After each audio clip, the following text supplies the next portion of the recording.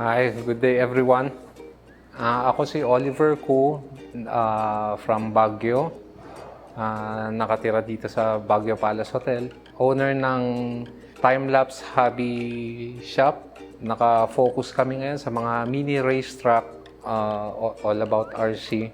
After nung pandemic, naisipan namin uling bumalik sa hobby. Actually, hobby from nung bata pa kami. Ngayon, puro puti na ang buhok. Ito pa rin ang hobby namin. Yung RC, nagustuhan ko dahil ako yung taong mahilig magbuting-ting ng kung ano-ano. And sa RC, doon ko na-express yung mga gusto kong gawin. Aside from nakakalibang, may natututunan ka rin na kahit papano magkalikot, mga mechanical, electronics.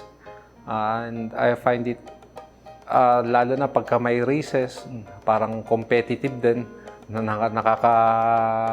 may adrenaline rush din. Kaya ito naisip ko, gumawa ng racetrack. Kaya lang ang lugar namin is not that big. Kaya parang nag-focus na lang kami sa mini RC.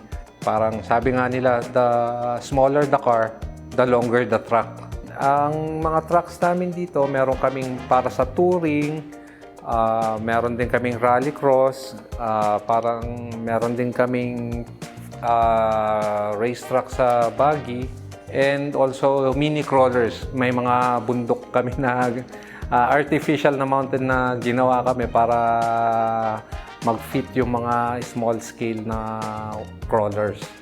Isa sa mga ginagawa ko, yung pag-design ng mga trucks ko.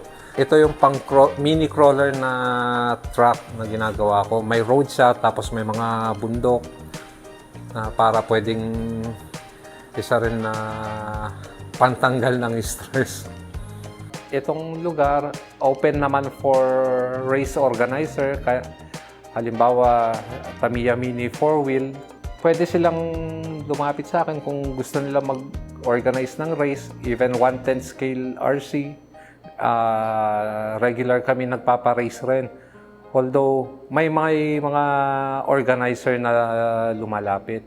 Actually, itong time-lapse hobby, parang ginawa naming isang feature nitong Baguio Palace Hotel para may entertainment din para sa mga hotel guests namin. May billiards, may table tennis, may foosball, and itong mga racetrack kasama rin sa parang recreational room ng Baguio Palace Hotel. Itong mga RC na ito is for rent.